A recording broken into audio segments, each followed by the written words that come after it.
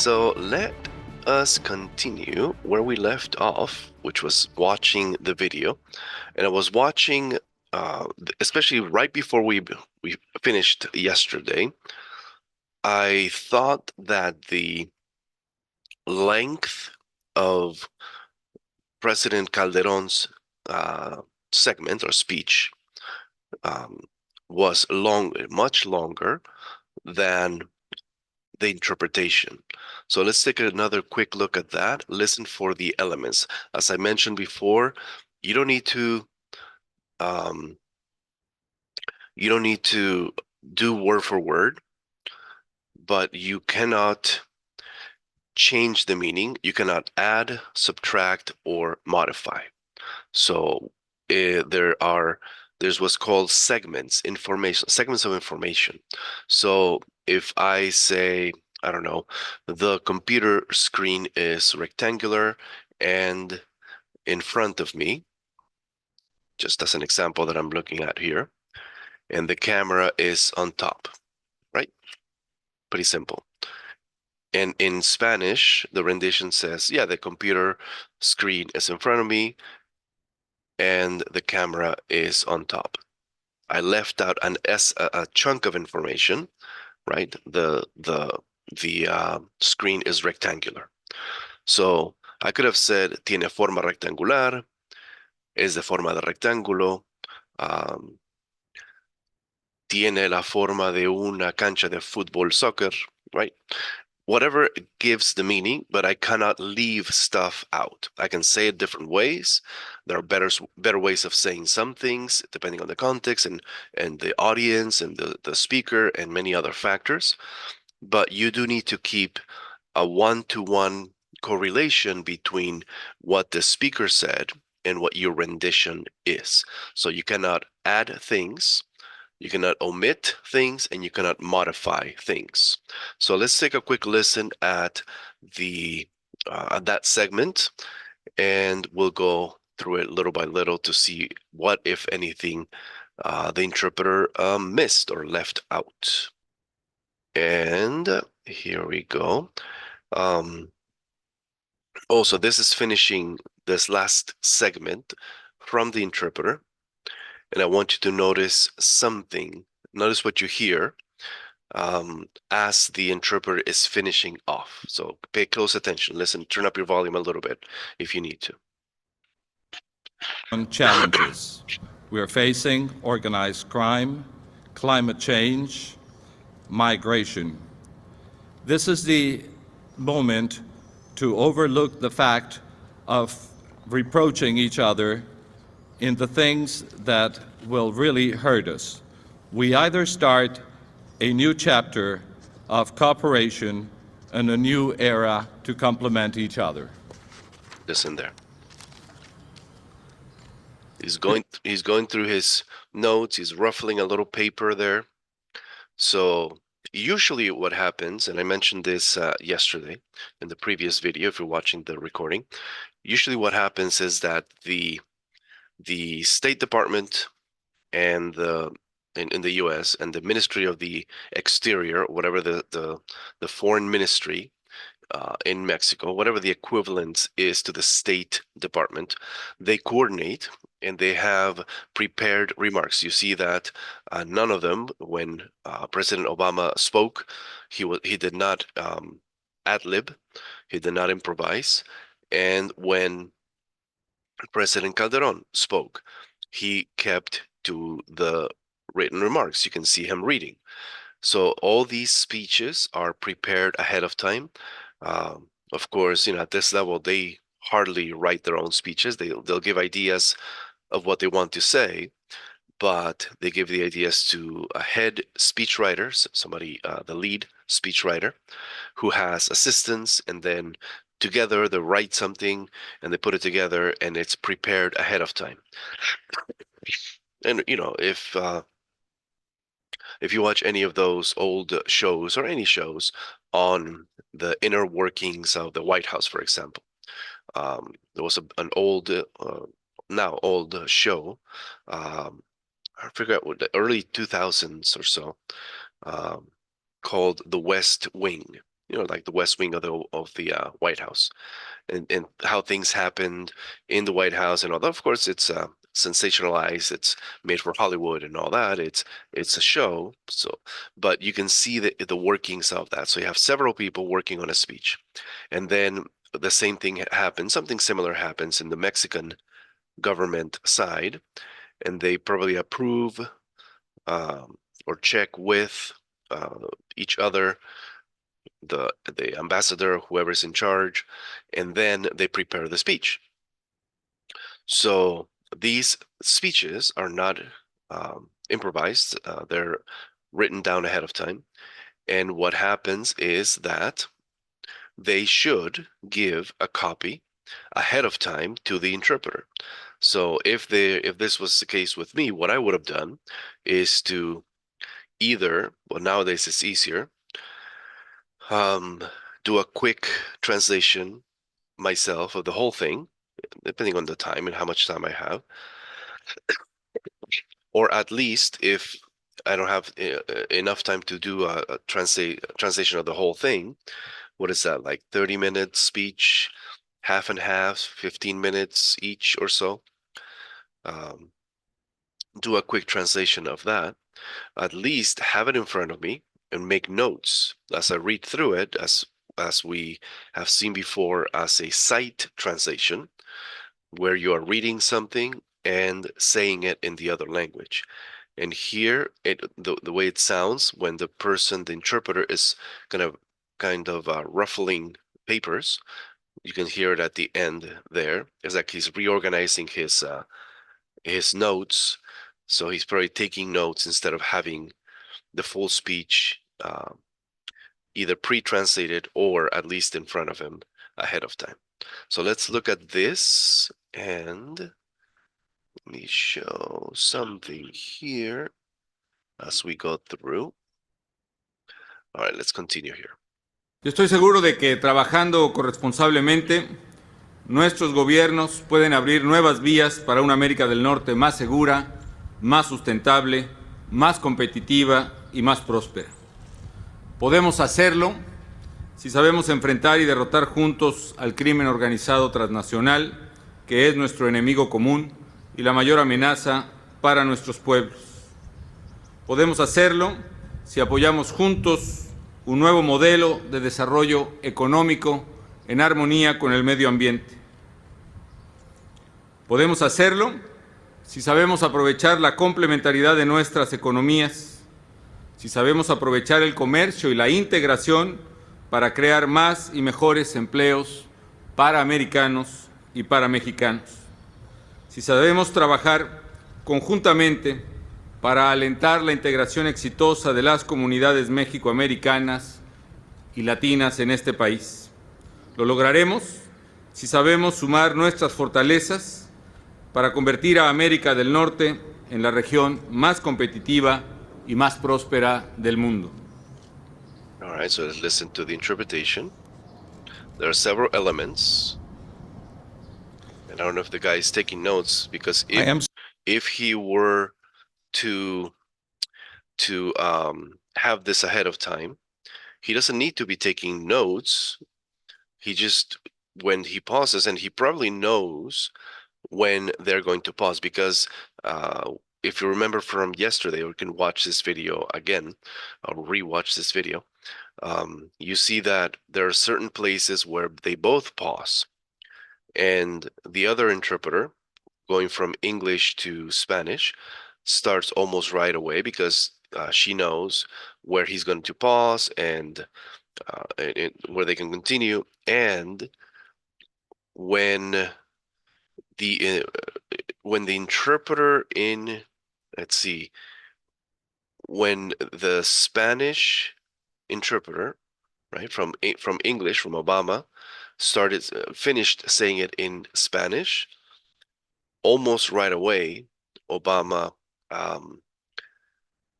continued, because he knew, or I don't know if he was being told, I don't see any earpiece or something, but he knew that it was his turn. So this little pause of a few seconds, I'll show it again, but it's a little bit too long for it to be prepared the way it should. So let's quickly listen to the end of it. Si sabemos sumar nuestras fortalezas para convertir a América del Norte en la región más competitiva y más próspera del mundo. See, a little too long there. See, he would have started before this. I am certain that our governments are facing many important situations. We have to keep a sustainable performance, our competitiveness. We are facing organized crime, which is the greatest threat that we are having for our economic model. All right, here he missed something about a more sustainable North America and safer North America to be more competitive. He says about competitiveness, but he jumped right into we are facing organized crime, which is the next point that the president made. We have to take advantage of trade and interactions for Nothing about let's see, nothing about organized crime being our where is it? Our common enemy and the greatest threat to our people.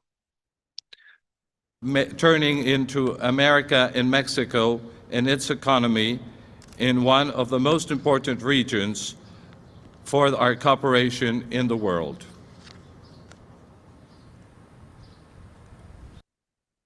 That's it.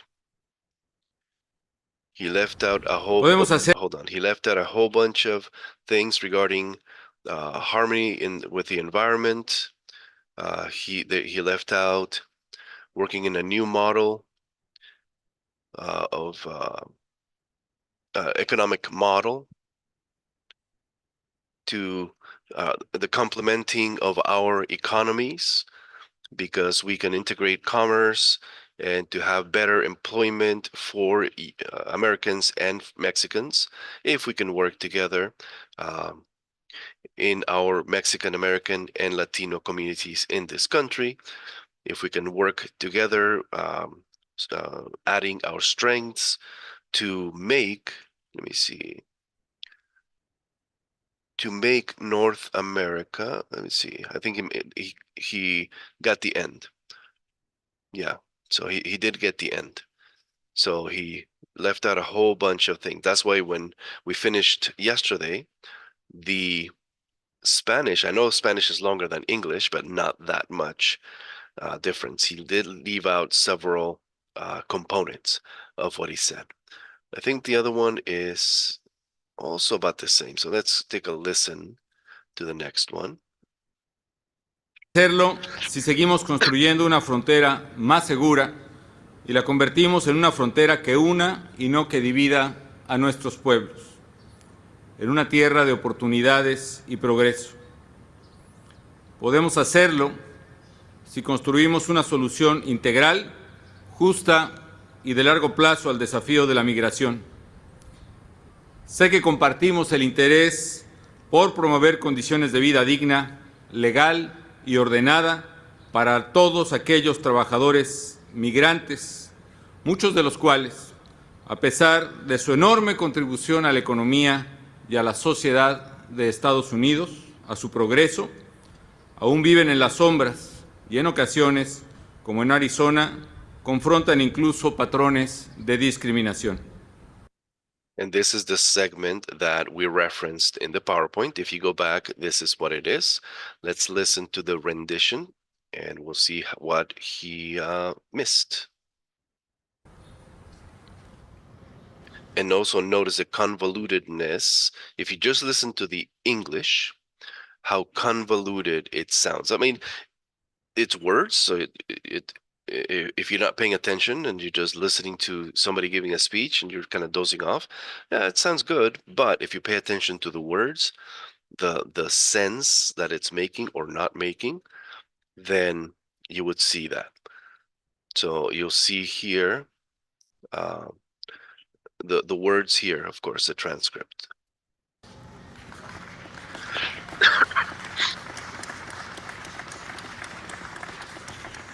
And again, notice a pause. We could do so if we create a safer border, a border that will unite us instead of dividing us, uniting our people. We can do so with a community that will promote a dignifying life in an orderly way for both our countries, who are some of them still living here in the shadows, with such laws as the Arizona law that is placing our people to face discrimination. And that's what was, if you remember from yesterday's reading of the PowerPoint, that is what I mentioned. How can people, countries, be living in the shadows, right? The countries who are some of them living in the shadows and placing our people to face discrimination. When in Spanish, of course, it's more eloquent. We were granted that yesterday.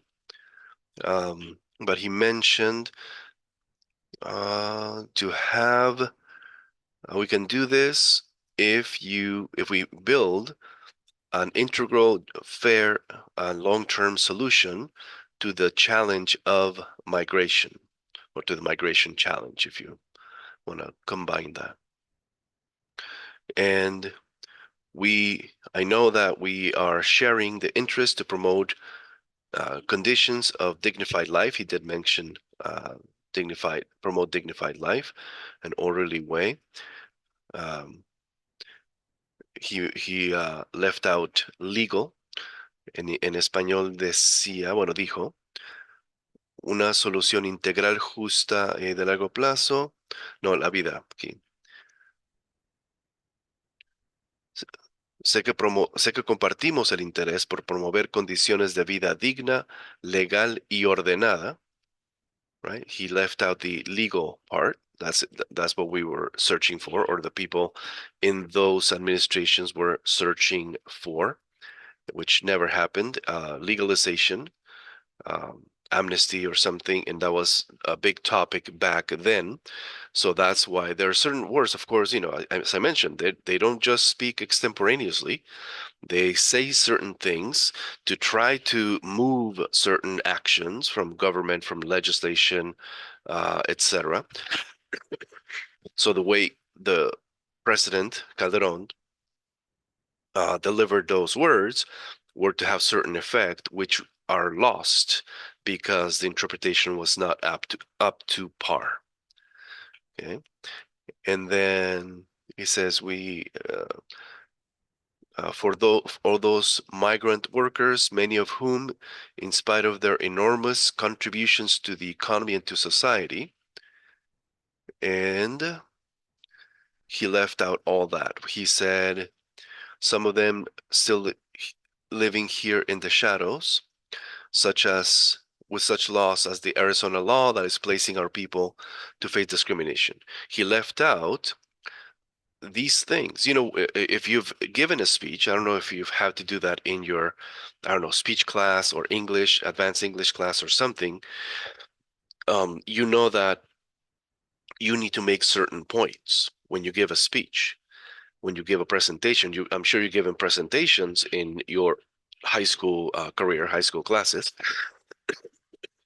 And if you have a point to make, you want to make those points with evidence or call to action, something. You need to back up the points you want to make with other words. A speech is not just rambling, it's not just haphazard words that come together. They have a certain cadence, they have a certain point, they have a certain rhythm, and they have a certain sequence that you want to cover. And the Mexican president at the time, who was trying to bring this issue of amnesty or some legalization for people who are living here in the shadows, which he did get in the shadows part. So he mentions, hold on a second. about migrant workers, many of whom, in spite of their enormous contribution to the economy and society of the United States and and its progress and the progress of the United States, right? All this was completely left out of the rendition. So in essence, this, if you only speak English, right? Like, I don't know if President, I think he speaks a little Spanish, but I don't know if at the international level. But anybody else that only speaks English is left without these supporting points, if you will. If you want to make the point that yes, we need to have um, a pathway to citizenship, if you will, or a pathway to legalization, if you will. Why? Just because they're living in the shadows? Well, that doesn't make the point. The point is, right, if you want to make the point, that they are uh, they're bringing enormous contribution to the U.S. economy, to the U.S. society, and to the United States progress. In spite of which they're living um, in the shadows, and in some in situations like in Arizona, are facing patterns of discrimination, and the interpreter only says placing our people to face discrimination instead of patterns of discrimination. That's a little um, being punctilious there. A little being too precise. I would say it just because it's in the speech, and if I had the speech ahead of time, you would read then, or cite translate patterns of discrimination. And because this did not happen, it robbed the message. It robbed the English speakers of the message. Now, I'm not going to say that the interpreter is to blame because the legalization or amnesty did not happen. There are many, many factors, and we're not going to get into those here. But our point here is that you have a responsibility as an interpreter to bring the message. If somebody says something, right, especially in these high stakes where people, a team of people, or let's say there's one or two people, I don't know, in the Mexican side, I know the US has a head speechwriter who consults with the foreign this and the ambassador of that and the homeland security, blah, blah, blah, a team of people to bring this information, right? To bring these points. Something similar must happen with the Mexican delegation, the Mexican president and his team, and they get all these factors and points. And of course, they can't go on forever, right? It's a 31-minute event, and I think in the beginning it's like a few minutes of people coming in and doing pleasantries. So it's like less than 30 minutes divided by half, less than 15 minutes to talk about these points. People are um, putting their best effort to get some type of resolution, some type of action. And because that's not your fault, right? But if you were the interpreter and not prepared, such as this person, because the interpreter um, didn't do a good job, all that effort is lost. And that's not fair. And that's why we need to have qualified interpreters. That's why you're in this course and your training on how to do your best to present the information. Now, same thing. Whether you're doing this at this high stakes level of international laws and policies, possibly that need to be made, or you're at the community event and somebody's talking about why they don't want this um, issue coming to their town, their city, or why they want this park in their neighborhood. And they express all these things, right? And they make these points to lead to you should have this park because of this and this and this and that, because we've suffered enough and because we deserve it and because we contribute to the economy of the city and all these things. and you obviate that, you omit that, you're robbing these people of all this effort, and they don't get that. So at any level and every level, doesn't matter if you're in international diplomacy level, such as in this video, or you're in your neighborhood association interpreting for someone, you owe it to the people involved to do your best to never add, subtract, or omit, or change, right? Add, omit, or change. So those are three primary commitments to the field of interpretation and translation, even though, well, translation, you have a little more time to go back because it's written, but even in interpretation, especially in interpretation, you want to have a clear and concise message that covers all the points. So this is the segment that I wanted to cover, to show you that it is very, very important to have efficient interpretation. So what happens? What happens if you don't? This is what happens. And as I mentioned before, in the previous video, yesterday's video, the White House had to issue kind of a revised transcript of what happened. So we'll take a quick look at that in the Translators Cafe link that is in your canvas. So let's continue here for just a couple more minutes as we finish. Divididos no podremos superar estos desafíos. Una América del Norte venturosa y benéfica para estadounidenses y mexicanos solo es posible si trabajamos codo con codo y si enfrentamos con decisión y valentía todos estos retos. If we are divided, we cannot overcome these problems. We can only do this if we actually face our mutual problems. Again, leaving out a whole bunch of things.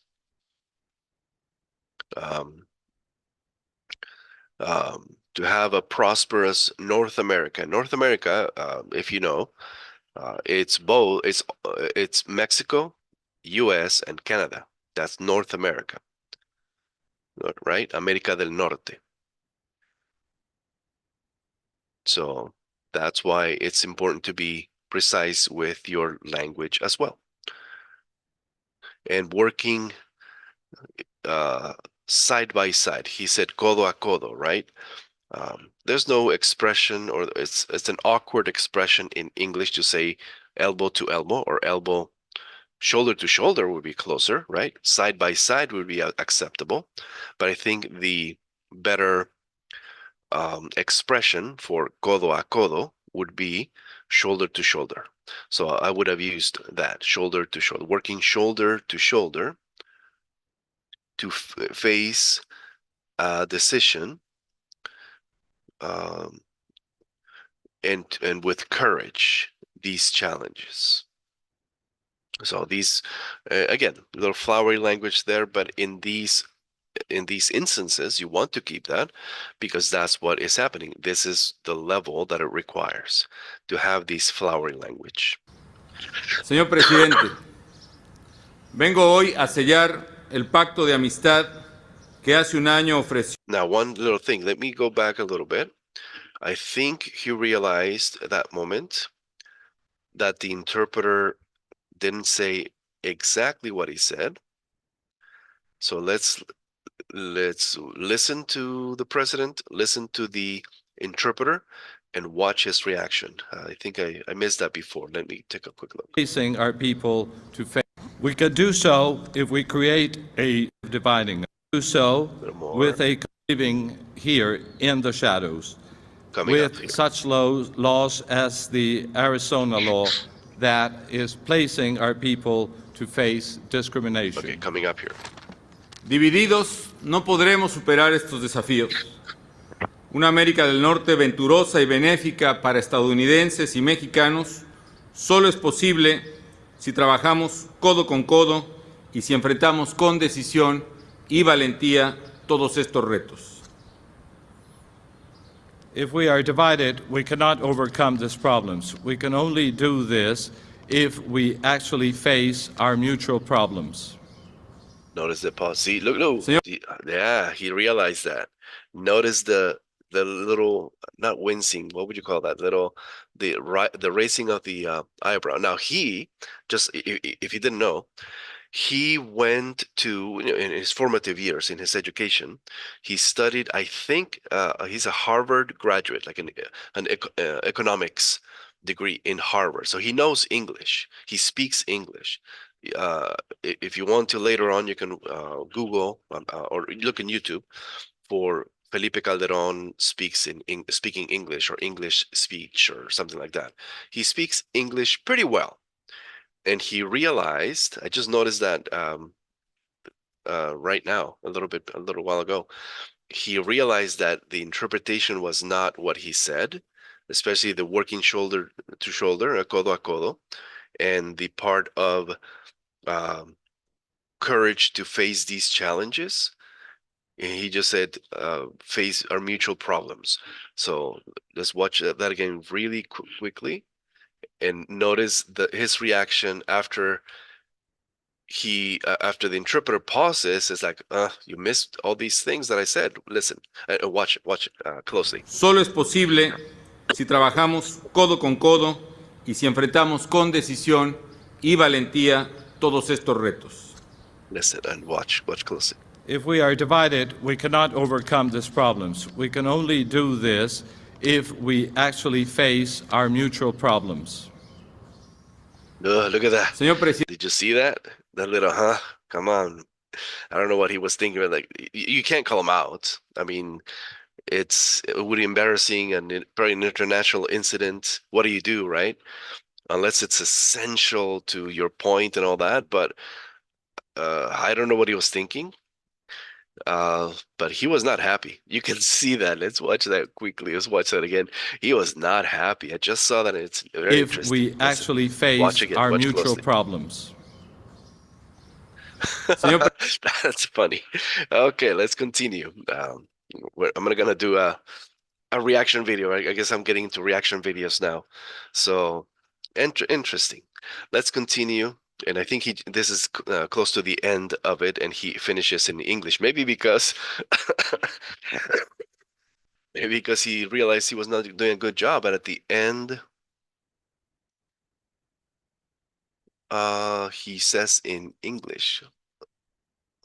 Okay, let's finish up. presidente, vengo hoy a sellar el pacto de amistad que hace un año ofreció usted a México y a los mexicanos. Mexicanos y estadounidenses, tenemos frente a nosotros enormes problemas y desafíos comunes, pero a la vez tenemos un horizonte posible de éxito compartido. Mr. President, I'm here today to seal the pact of friendship that 1 year ago you offered us. We have common challenges, but we certainly can face progress. Can we overcome these challenges? Oh, he missed. We can overcome these challenges, yes. But he said also, but we also have possible successful shared horizon, un horizonte posible de éxito compartido, something like along those lines. So a possible successful or success horizon, a shared success horizon. Words are chosen specifically to have an effect. Okay. Tenemos right? We have challenges as Mexicans and Americans, right? Mexicanos y estadounidenses. En español dice, tenemos frente a nosotros enormes problemas y desafíos comunes, right? We're together in this. We are together in our problems and our common challenges.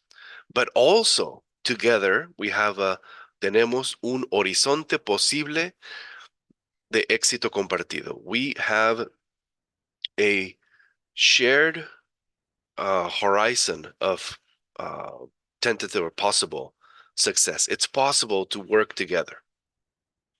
And the interpreter said, we have common challenges, but we certainly can face progress.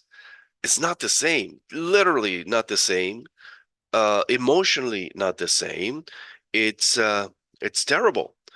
So what does Calderón do? He's gonna speak in English. I'm gonna do this on my own. I don't trust this guy to continue interpreting for me. That is something. Let's go back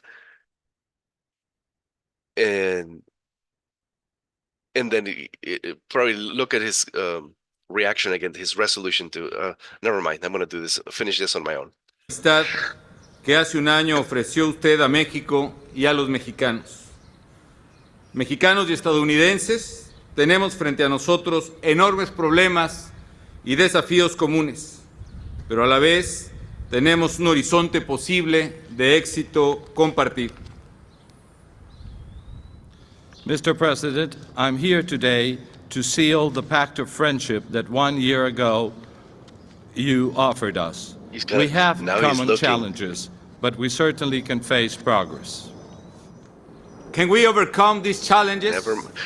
Never mind. I'm gonna do this in English. I don't like what the interpreter is doing. Wow, I didn't realize that before watching these videos, but it's amazing to watch. Can we build that future of prosperity we want for our people? Yes, we can, if we work together. Thank you, Mr. President, for your kind invitation. ¿Podemos sobreponernos a estos problemas? Sí, señor presidente, sí podemos. Muchas gracias. That was something. That was, I think we witnessed, I'm not sure, I'm just making this up, but I think we witnessed the on-the-spot firing of an interpreter. At the very end, President Calderón says, you know what, without saying it, right? You're fired. I'm going to do this on my own. I'm going to finish up on my own. Yeah, he was not happy. I don't think anybody mentioned that.